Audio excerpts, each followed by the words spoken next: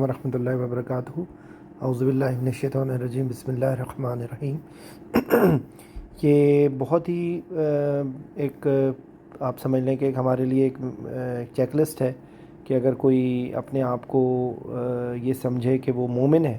کیونکہ منہ سے کلمہ ادا کرنے سے ہم مسلمان تو ہو جاتے ہیں اور قانونی طور پہ ہم اسلام میں داخل ہو جاتے ہیں، لیکن ایک مومن کی کیا کریکٹر ہوں گے اور کون جو ہے وہ مومن کے درجے میں آئے گا اور وہی فلاح پانے والوں کے کیٹیگری میں اس لسٹ میں ہوگا، تو اس کے لیے ایک ہمیں اپنے آپ کو انالیسس کرنا چاہیے کہ ہم کہاں پہ کھڑے ہیں، کہ اس میں ان آیات میں اسی باتوں کو ایکسپلین کیا گیا ہے کہ قد افلح المومنون، ٹھیک ہے، کہ مومن فلاح پا گیا۔ مومن کون ہے؟ وہ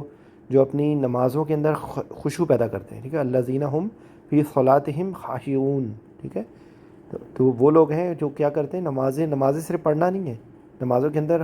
خشوع پیدا کرتے ہیں، جو اللہ کا ڈر پیدا کرتے ہیں، ٹھیک ہے۔ والذین هم عن اللغو معرضون، ٹھیک ہے، تو وہ لغو سے اعراض برستے ہیں، تو وہ ہر بیہودہ کام، ہر لغو، اس میں لغو کے بارے میں بہت ڈیٹیل سے بیان ہوتا ہے کہ ہر وہ کام کہ جو اللہ کے ذکر سے دور کرے، ہر وہ کام کہ جو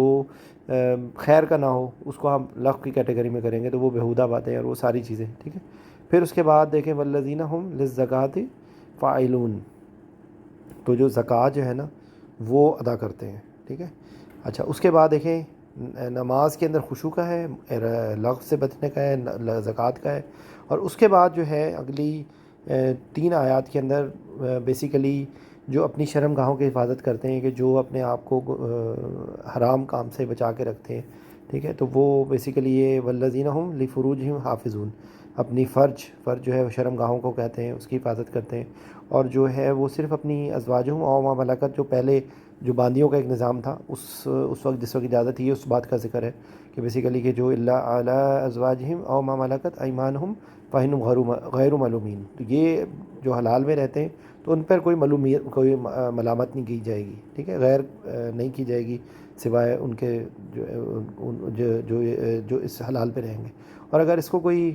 کراس کرنے کی کوشش کرے گا فَمَنِ ابْتَغَىٰ وَرَاءَ ذَلِكَ فَأُولَٰئِكَ هُمُ الْعَادُونَ، تو جو اس چیز سے کراس کرنے کی کوشش کرے گا تو وہ بیسیکلی جو عدو ہیں اور وہ حد سے تجاوز کرنے والے ہیں۔ تو ایک یہ چوتھی بات آ گئی۔ پھر اس کے بعد جو ہے امانت کی اور عہد کی بات ہو رہی ہے کہ والذین هم لِأَمَانَاتِهِمْ وَعَهْدِهِمْ رَاعُونَ، تو وہ جو امانت اور عہد، یہ دیکھیں کتنی امپورٹنٹ چیز ہے کہ ہاں آج کے دور میں ہم نہ امانت کی حفاظت کر پاتے اور نہ عہد کے پکے ہوتے ہیں، تو یہ منافقوں کی نشانیوں میں سے ایک نشانیاں ہیں یہ دونوں، کہ جو جب کبھی بات کریں گے تو جھوٹ بولیں گے، جب کوئی امانت رکھی جائے گی تو اس کی حفاظت نہیں کریں گے، جب وعدہ کریں گے تو وعدہ پورا نہیں کریں گے، اور لڑائی جھگڑا کریں گے، جھوٹ، ٹھیک ہے، تو یہ ہمیں اس چیز کا بہت خیال رکھنا چاہیے۔ اچھا، اس کے بعد دیکھیں نماز کا پھر دوبارہ سے ذکر ہے، والذین هم علی صلواتہم یحافظون، ٹھیک ہے، تو وہ اپنی نمازوں کی حفاظت کرتے ہیں، نمازوں کی حفاظت کرنے کے اندر اس کو اس کے طریقے سے اس کے وقت کے مطابق ادا کرنے کا ہے، ٹھیک ہے، اور یہی پھر یہ ساری باتیں کہ دیکھیں کہاں سے شروع کیا تھا کہ جو نماز کے نہ خشوع ہے، لفظ سے مورد ہے، اراد ہے، زکوٰۃ ہے، اپنی شرم گاہوں کی حفاظت ہے، ٹھیک ہے، اور اس کے بعد امانت، عہد، اور اس کے بعد نمازوں کی حفاظت، تو یہی جو ہے نا وہ جنت کے وارث ہیں، اولئک هم الوارثون الذین یرثون الفردوس، ٹھیک ہے، تو وہ اس کا ہم فیہا خالدون، تو دیکھیں یہ چیز کتنی امپورٹنس ہے کہ کہاں پہ ان کو وارث کا درجہ دیا جا رہا ہے۔ ہمارے دیکھیں ذرا وارث ورچوئل میننگ میں کس کو کہا جاتا ہے کہ جو بالکل جو لیگل ہیئر ہوتے ہیں ہمارے، تو ان لوگوں کو کہا جا رہا ہے کہ وہ جنت الفردوس کے جہاں کے باغ ہیں، باغات کے ہیں، جہاں پہ ہر نعمت، وہ کہتے ہیں کہ جنت کے بارے میں کہا جاتا ہے کہ وہ آنکھ جس نے کسی آنکھ نے دیکھا نہیں، کسی کان نے سنا نہیں، اور کسی دل نے اس کے بارے میں سوچا نہیں، جنت میں وہ اللہ نے ہمارے لیے انتظام کیا۔ تو دیکھیں اتنی جو بڑی چیز ہوگی تو پھر اس کے لیے ہمیں کچھ قربانی دینی پڑے گی۔ تو یہ اللہ سے ہماری دعا بھی ہے کہ ہمیں اللہ مومنین کے درجے میں شامل کرے